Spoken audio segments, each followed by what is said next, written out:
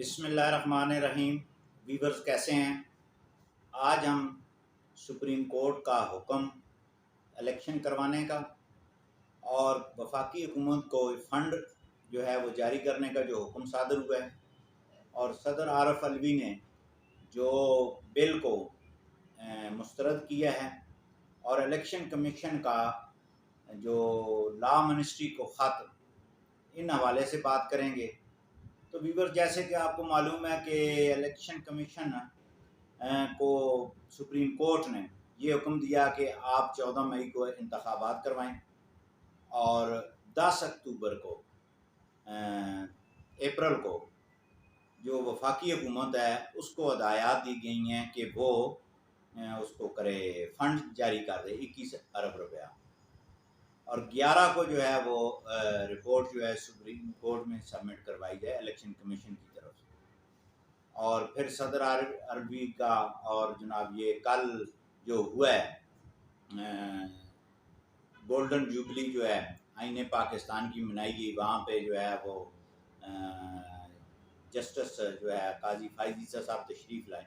इन सब हवालों से बात करते हैं कि पाकिस्तान की मौजूदा जो सियासी सूरत हाल क्या बनने जा रही है और आइनी बहरान कहाँ तक है, मुआशी बहरान कहाँ तक है।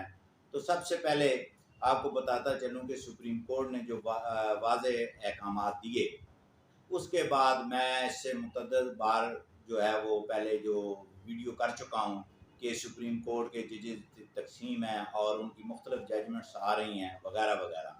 अच्छा, ये जो फैसला आया है, अब इसको सिर्फ शार्ट सी मैं बात करूंगा इस हवाले से कि 4 जजेस एक तरफ हैं, 3 एक तरफ हैं। 4 वाले कहते हैं कि जनाब हमारा फैसला ये है, 3 वाले कहते हैं ये हमारा है। हुकूमत कहती है कि हमने 4 का फैसला मानना है, 3 का नहीं मानना। सुप्रीम कोर्ट कहती है कि हमने उसको ओवर रूल कर दिया है 3 जजेस ने। अच्छा, एक झटकी सी और भेड़ बकरियाँ चराने वाले जो चरवाहे हैं, ठीक है, वो भी ये बात समझते हैं कि जब एक तरफ 4 आदमी हों कि वो ये कहें कि जनाब ये बात ऐसी है, 3 कहें ऐसी है, तो वो चरवाया भी आपको बताएगा कि नहीं भाई 4 वाली बात ठीक है। अच्छा, दूसरा ये है कि अगर 3 वाले कहते हैं कि 4 वालों ने गलत किया है, हम ठीक हैं, तो फिर तो आपको 5 होना चाहिए। ये कैसा मुनसबी का तराजू है कि 3 और 4, यानी 3 वाले पास जिद हैं कि जनाब हमारा फैसला गवर्नमेंट जो है इम्प्लीमेंट करे। भाई जब 3 और 4 का आपस में तनाज़ा आ जाए तो फिर मैटर जो है वो 9, 12, 15 पे जाएगा, ज़्यादा बंदे होंगे, वो फैसला करेंगे इन 7 का, ना कि जो है वो उसी पे। इसलिए गालबन गवर्नमेंट के जो है मौक़िफ़ में ये वज़न है, तमाम जो इत्तेहादी जमातों का भी ये बात करने का वज़न जो है कि फुल कोर्ट बनाया जाए, यानी कि इस जो पोजीशन है 3, 4 और 3, 5 की और 4, 3 की जो पोजीशन चल रही है, इससे बाहर निकला जाए। और मैं ये समझता हूँ कि ये गवर्नमेंट का मौक़िफ़ जो है ये बिल्कुल दुरुस्त है कि ये नहीं हो सकता 4 और 3 की लड़ाई हो और वो 3 वाला कहे नहीं मेरा हुक्म माने, 4 वाले कहे मेरा माने। असूली तौर पे तो 4 का बनता है, लेकिन इसको जो है हल करने के लिए जो है वो लार्जर बेंच जो है वो फुल कोर्ट जो है होना ज़रूरी है। चलें, ये यहाँ तक हो गई। अब जनाब आ जाते हैं जो हुकूमत को आर्डर दिया गया। अब हुकूमत कहती है कि हमने इसका आर्डर नहीं मानना, ये इकलीती फैसला है। अच्छा, अब हुकूमत ने क्या किया? हुकूमत ने जो है वो तमाम इत्तेहादी जमातों के सरबराहान से मुलाकात की और उसके साथ साथ उन्होंने वज़ीर-ए-आज़म शहबाज शरीफ को ये ग्रीन सिग्नल दिया है कि हम अक़लीती फ़ैसले को तस्लीम नहीं करते। उसके बाद जो है वो कौमी जो वफाकी काबीना है उसमें चला गया मैटर। तो 80 के करीब जो मिनिस्टर हैं उन्होंने भी ये कहा कि ये अक़लीती फ़ैसला है, अक्सरीती फ़ैसले को मानना चाहिए। अच्छा, उसके बाद जो है ये पार्लियामेंट में चला गया मैटर, ठीक है जी।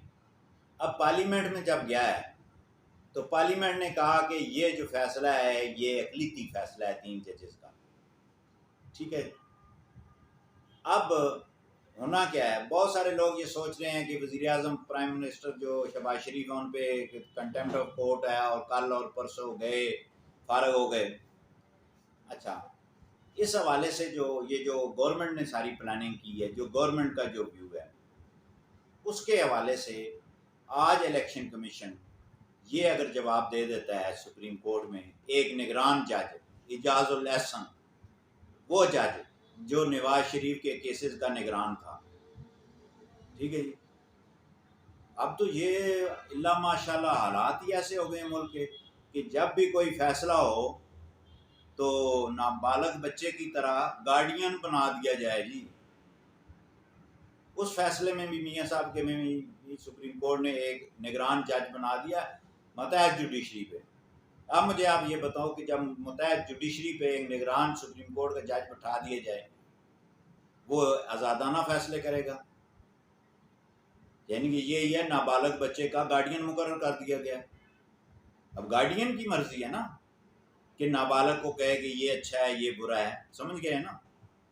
तो इसी तरह ये अब इलेक्शन करवाने के लिए भी एक गार्डियन मुकर्रर कर दिया गया है और उस गार्डियन को जो है वो इलेक्शन कमीशन को जो है लेपालक बच्चा और नाबालग बच्चा समझते होगी आपने ये करना है आपने वो करना है। तो ये जो है ना इकदाम दुरुस्त नहीं है। अब इसको जो है इलेक्शन कमीशन आज जाके कहता है कि जनाब हमने जो हुकूमत को कहा, तो पार्लियामेंट ने ये कहा कि ये मिनॉरिटी का फैसला है, अक़लीती फैसला है, हम तस्लीम नहीं करते, हम 4 वालों का फैसला मानेंगे। तो क्या सुप्रीम कोर्ट पूरी पार्लियामेंट के खिलाफ एक्शन करेगी? और मैं ये समझता हूँ कि अगर प्राइम मिनिस्टर खुद फैसला करता या वफाकी काबीना खुद फैसला करती और पार्लियामेंट में लेके ना जाती, तो फिर ये तो हो सकता था प्राइम मिनिस्टर को फारग कर दिया जाए, काबीना को फारग कर दिया जाए। अच्छा, अभी भी ये जो है ना थोड़ी बहुत बदनीति जो है, मैं ये समझता हूँ इस प्रोसेस में चल रही है। अगर चीफ जस्टिस उमर अता बंदयाल जो है वो प्राइम मिनिस्टर को इजाजुल एहसन प्राइम मिनिस्टर को तलब करते हैं, उनको तौहीन अदालत का नोटिस देंगे। ये तो नहीं हो सकता कि बगैर नोटिस के बुलाया और सज़ा सुना दें। इन जजेस ने वो हशर नहीं देखा जुल्फ़िकार अली भुट्टो के केस का, वो मौलवी मुश्ताक का हाल नहीं देखा, जनाजे पे कैसे मक्खियों ने जो हमला कर दिया था। ये मकाफात अमल है। अच्छा, उसमें अगर प्राइम मिनिस्टर को बुलाते हैं, प्राइम मिनिस्टर कहता है कि जनाब मैंने तो फैसला नहीं किया, मैं तो अपनी पूरी पार्लियामेंट का जिम्मेदार हूँ, पूरी पार्लियामेंट ये कह रही है, दोनों ऐवान कह रहे हैं सेनेट और कौमी असम्बली के कि जनाब ये अक़लीती फैसला है, मैं तो अपने फुल कोर्ट के साथ खड़ा हूँ, जो मेरी फुल कोर्ट है मैं उसके साथ खड़ा हूँ, उनका ये मुतफ़िक़ा फैसला है।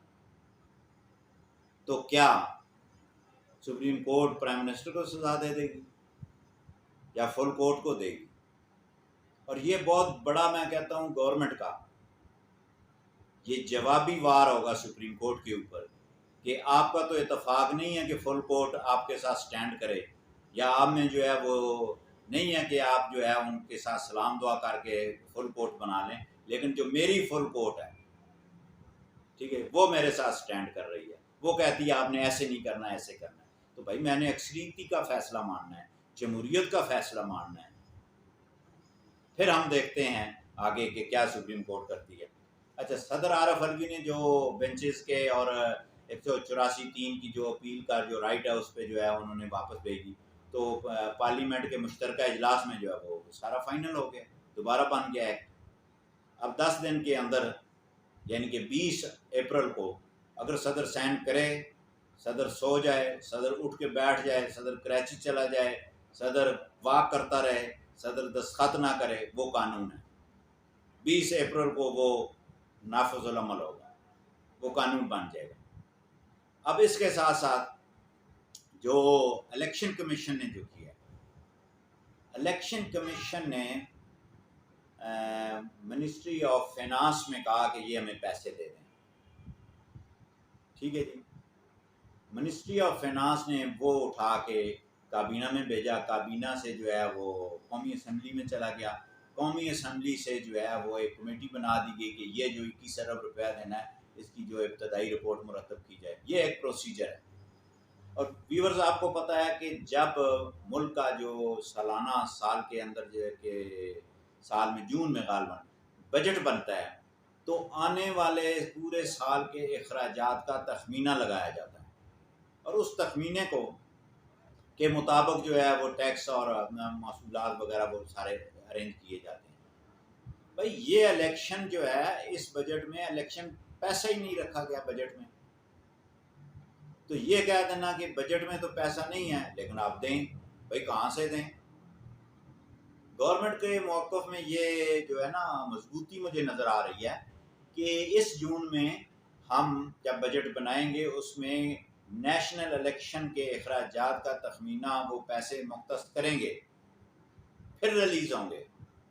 ऐसे तो नहीं है कि बजट में पैसे नहीं हैं तो आप कहेंगे ठीक है आप उसमें दे दें। अच्छा, 7 सुप्रीम कोर्ट के जो इस फैसले के बाद इलेक्शन कमीशन ऑफ पाकिस्तान ने ये किया कि एक ख़त लिखा सेक्रेटरी लॉ को कि हमारे जो इख्तियारात को महदूद किया गया है, हमारी जो खुद मुख्तियारी पे जो है वो हमला किया गया है, लिहाजा ये आइन इलेक्शन के आर्टिकल 57 और 58 में नज़र षानी करके इसमें तरामीम की जाए कि ये फुली इख्तियार जो है वो इलेक्शन कमीशन का है कि इलेक्शन कमीशन जो है वो उसको सारा प्रोसीड करे, ना कि सुप्रीम कोर्ट करे। अच्छा, अब ये बड़ा रोया जा रहा है टीवी चैनलों पे मुख्तलिफ हवालों से कि आइन कहता है कि 90 दिन में इंतखाबात। भाई 4 जजेस भी कह रहे हैं 90 दिन में, 3 भी कह रहे हैं 90 दिन में, हुकूमत भी कह रही है 90 दिन में, अब सुप्रीम कोर्ट कहती है कि 90 दिन में इंतखाबात। भाई ये कहने की बात नहीं है।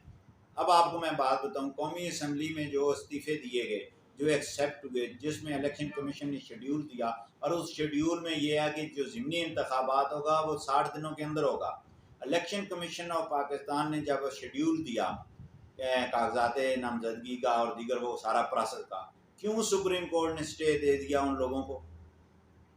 वहाँ सुप्रीम कोर्ट के मौजूद जजेस को ये समझ नहीं कि भाई 60 दिन के अंदर ज़िमनी इंतखाबात होने हैं और इन 60 दिनों में जो है जो इंतखाबात होने हैं, ये तो बात उनको याद है कि 90 दिन के अंदर इंतखाबात होने हैं, ये बात उनको याद नहीं है। एक तरफ जो है तराजू जो है वो 60 दिनों पे स्टे दे रहा है और दूसरी तरफ तराजू जो है वो 90 दिनों पे इंतखाबात पे बाज़िद है। आज तक के लिए इतने ही, कल दोबारा आपकी खिदमत में हाजिर होंगे।